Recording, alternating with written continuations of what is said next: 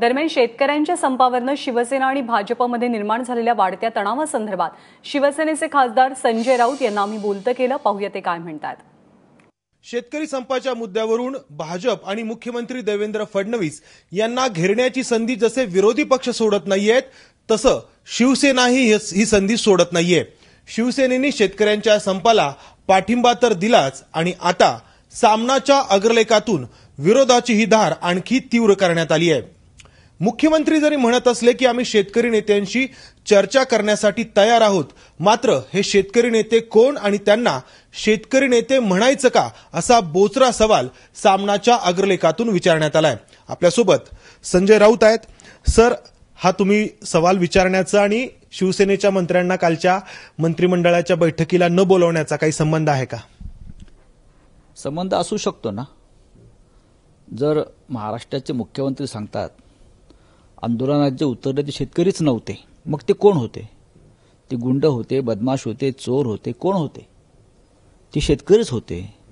राजकीय पक्षाचा कार्यकर्ता हा शेतकरी नसतो किंवा शेतकरी हा राजकीय पक्षाचा कार्यकर्ता नसतो. हा नवीन शोध महाराष्ट्रात लागलेला आहे.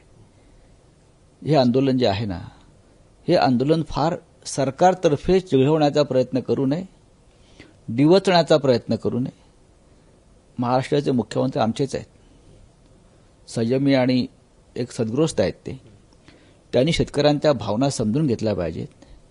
राजकारण कोण करतंय? राजकारण सरकार करतंय.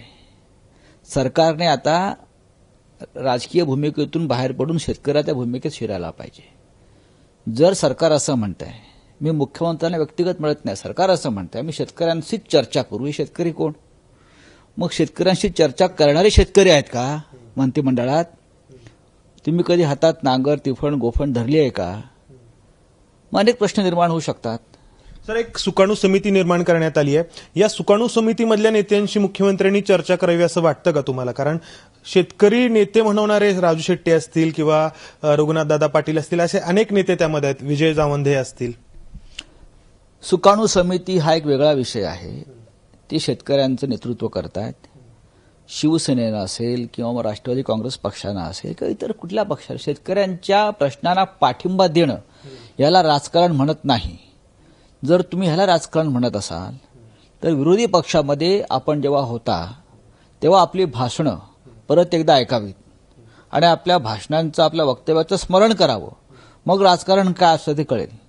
शेतकऱ्यांना कर्जमाफी करायलाच पाहिजे अशी घोषणा उद्धव ठाकरेंच्या बरोबरीनं फडणवीस साहेब करत होते. आमचे करत होते ना. मग ते राजकारण होतं का?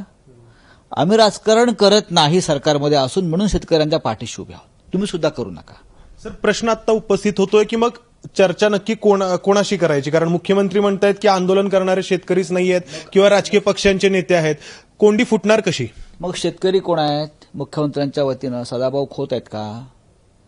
सदाभाऊ खोत यांचे नेते राजू शेट्टी आहेत. एक लक्षात घ्या. सरकारमध्ये शेतकरी संघटना सामील आहे ना राजू शेट्टींची. राजू शेट्टीच्या शेतकरी संघटनेचे सदाभाऊ खोत मंत्रिमंडळात आहेत. चर्चा राजू शेट्टींशीच व्हायला पाहिजे. शेतकऱ्यांच्या आंदोलनामध्ये मोठ्या प्रमाणामध्ये शिवसेना गेल्या 15 वर्षापासून सक्रिय सहभाग करते. कर्जमुक्तीची घोषणा आणि लढा शिवसेनेनं सुरू केलेला आहे. मग तुम्ही शिवसेनेला वगळून चर्चा करणार आहात का? मग कोणाशी चर्चा करणार? मग तुम्ही रावसाहेब दानवेंशी चर्चा करणार आहेत का? शेतकऱ्यांना जे साले वगैरे म्हणतात, तुम्ही ठरवा. महाराष्ट्रातला प्रश्न आपल्याला हा सोडवायचा आहे, हा चिघळवायचा नाही. बरोबर सर, एवढा गंभीर प्रश्न आहे, परंतु तरीही कालच्या मंत्रिमंडळाच्या बैठकीला शिवसेनेच्या नेत्यांना बोलावण्यात आलं नव्हतं. मग ही खऱ्या अर्थाने मंत्रिमंडळाची बैठक म्हणायची का? कारण तांत्रिकदृष्ट्या शिवसेनेही त्या सत्तेमध्ये सहभाग आहे. म्हणूनच म्हणतोय ना तुम्हाला, अशा प्रकारे डिव्हाइड अँड रूल, फोडा झोडावर राज्य करा, अशा प्रकारची नीती अवलंबून तुम्हाला महाराष्ट्रावर राज्य करता येणार नाही. आपल्याला असं वाटत असेल की इथे शहरी विरुद्ध ग्रामीण अशी दरी निर्माण केल्यामुळे भारतीय जनता पक्षाला किंवा सरकारला लाभ होईल, तसंही मला वाटत नाही. मुळात अशा प्रकारचं किळसवाणं राजकारण करणं महाराष्ट्राला शोभत नाही. आणि विशेषतः देवेंद्र फडणवीस यांची जी प्रतिभा आहे त्यांना ते शोभणार नाहीये. आम्ही त्यांना फार मानतो आणि त्यांनी संयमानं हा प्रश्न सोडवायला पाहिजे. शेतकऱ्यांना त्यांच्या आंदोलनाला बदनाम करण्याचा प्रयत्न करू नका. त्याच्यामुळे तुम्हाला तात्कालिक लाभ जरी मिळाला तरी महाराष्ट्राचं फार मोठं नुकसान होऊ शकतं. सर, या सगळ्या शेतकरी आंदोलनाच्या पार्श्वभूमीवरती काल शिवसेनेच्या मंत्र्यांना मंत्रिमंडळ बैठकीला न बोलवण्याच्या पार्श्वभूमीवरती साहजिकच मध्यावधी निवडणुकांची चर्चा परत एकदा सुरू झाली आहे. काही वृत्तपत्रांनी त्या पद्धतीनं वृत्त देखील छापलेलं आहे. तर काय वाटतं तुम्हाला? मध्यावधी निवडणुका किंवा निवडणुका हेच काम सरकारला उरलं आहे का? राज्यापुढे देशापुढे सगळे प्रश्न संपले आहेत का? की आता आम्हाला बहुमत नाही म्हणून परत निवडणुका घ्या. तुम्ही हे ओझं का टाकताय राज्यात? तुमच्याकडे शेतकऱ्यांना कर्जमाफी द्यायला पैसे नाहीत ना, मग परत हजारो कोटी रुपये खर्च करून निवडणुका तुम्ही घ्यायचा विचार करताय. तुम्ही सत्तेसाठी आपण किती खाली वाकायचं, झुकायचं आणि सरपटायचं हे एकदा ठरवायला पाहिजे या देशातल्या सगळ्याच राजकारण्यांनी. काल शरद पवार प्रधानमंत्र्यांना भेटले, त्यांनी कर्जमुक्तीवर चर्चा केली असं ते म्हणतात, पण नक्की काय हे कोणालाच माहित नाही. आत्महत्या काय ते राष्ट्रपती पदाच्या बाबतीत त्याने चर्चा केली आहे की आणखीन कशावर चर्चा केली आहे? या सगळ्या गोष्टीचा संभ्रम निर्माण झालेला आहे या महाराष्ट्रात आणि त्यातून शेतकऱ्यांच्या प्रश्नाकडे लोकांचं लक्ष राहू नये असं काय कारस्थान ठरतंय का असे आम्हाला भीती वाटते. आमचा फोकस शेतकऱ्यांच्या प्रश्नावर आहे आणि तो आम्ही दूर करणार नाही.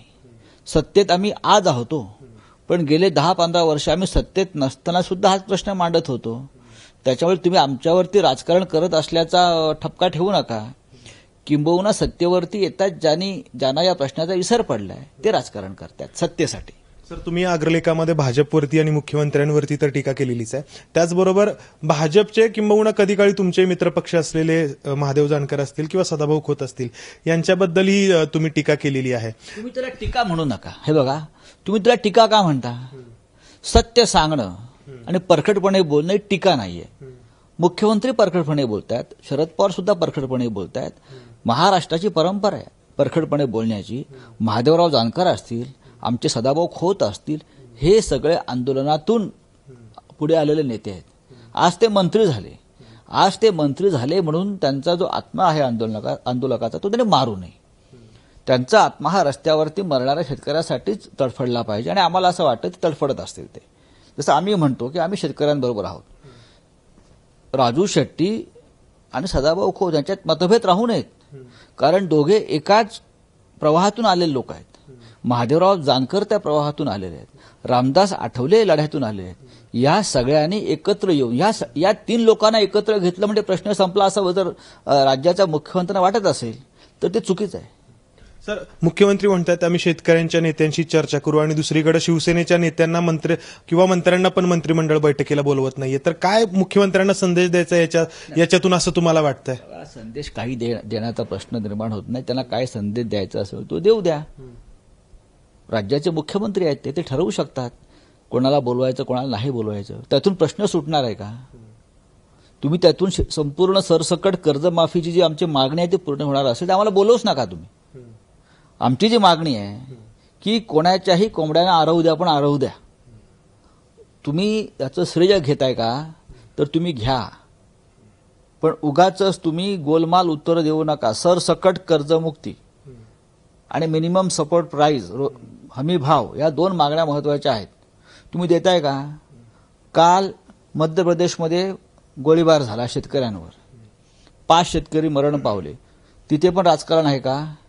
पण तिथे जे गोळीबारात मरण पावले तिकडल्या पोलिसांनी असं जाहीर केलं आहे की गोळीबार पोलिसांनी केला नाही, मग कोणी केला? गोळीबार म्हणजे तिथे राजकारण असेल. पण मला कौतुक वाटतंय शिवराजसिंग चौहान यांचं की त्यांनी जे 5 लोक मरण पावले त्यांना ताबडतोब 1-1 कोटीची मदत जाहीर केली, 1-1 कोटीची, आणि प्रत्येकाच्या घरात एकाला नोकरी देऊ सांगितलं. याला मी संवेदना मानतो.